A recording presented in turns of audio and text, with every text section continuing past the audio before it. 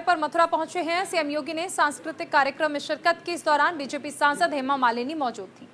CM योगी ने ब्रजवासियों को कई परियोजनाओं की सौगात दी। कल 26 अगस्त को जन्माष्टमी के मौके पर सीएम योगी कृष्ण जन्मभूमि के दर्शन करेंगे। इस दौरान मथुरा में रूट डायवर्जन भी किया गया है।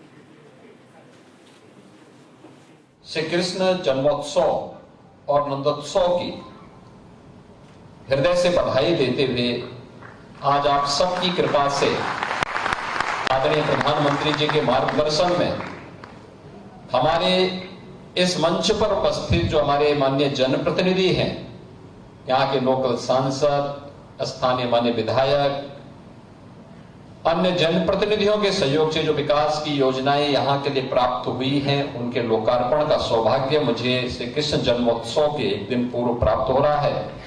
मैं इसके लिए भी आप सबको हृदय से बधाई देते हुए आपका अभिनंदन करता हूं, आप सबका स्वागत करता हूं। मैं आपका आभारी हूं कि आपने श्रीमती हेमा मालिनी जी के प्रति अपनत्व का भाव दिखाते हुए तीसरी बार उन्हें प्रचंड बहुमत के साथ विजयी बनाकर के भेजा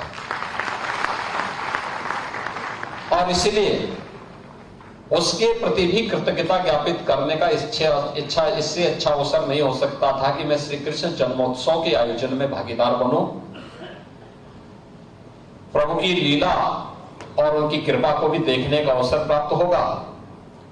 साथ ही ब्रजवासियों को उनके द्वारा यहां पर श्रीमती हेमा मालिनी जी को चुनाव जिता करके भेजने के बाद जो ऋण हम लोगों के ऊपर है, उसको वो ऋण करने के लिए एक प्रयास करके कुछ विकास की परियोजनाओं के माध्यम से वहां के विकास में हम सहभागी बन सके। और उसी क्रम में मैं आज आपके पास आया हूं, आपके बीच में आया हूं। यह हमारा सौभाग्य है कि जब हम यहां की बात करते हैं, पूरी दुनिया के अंदर इस भूमि के प्रति लोगों के मन में अथाह आकर्षण है और लोग इस बात के प्रति उत्सुक रहते हैं।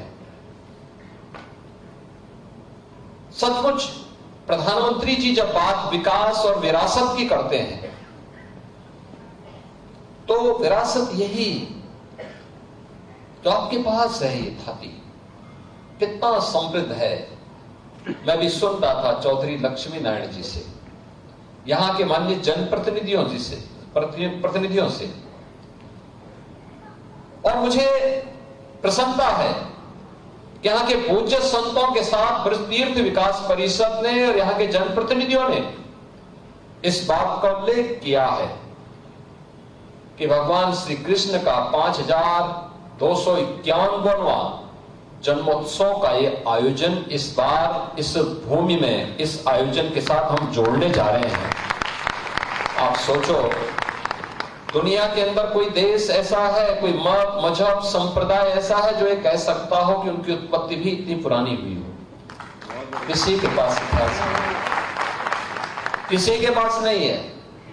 बहुत कहेगा, कोई 1400 साल का कहेगा, कोई 2000 वर्ष का कहेगा, कोई 2700 का कहेगा, कोई 3000 वर्ष का कहेगा। 3000 वर्ष पुराना दुनिया के अंदर कोई सेक्ट, कोई संप्रदाय, कोई मत और मजहब अपने आप को उससे पुराना नहीं बता सकता।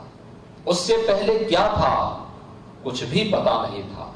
और इसीलिए हम कहते हैं इस धरती का और खासतौर पर भारत का एक ही धर्म है, वो सनातन धर्म है। यही भारत का राष्ट्रीय धर्म है। क्योंकि ये तो द्वापर की बात है। द्वापर के तत्काल बाद तो कलयुग आ गया। द्वापर के अंत में एक लंबे समय तक प्रभु की लीला का एहसास इस देशवासियों को प्राप्त हुआ था। उसकी कृपा दृष्टि इस देश पर पड़ी थी, सनातन धर्मावलंबियों पर पड़ी थी। पूरी दुनिया में केवल सनातन ही सनातन धर्मावलंबी थे और वहां से यात्रा प्रारंभ होती है। कलयुग में हम इतने वर्ष आगे बढ़ चुके हैं।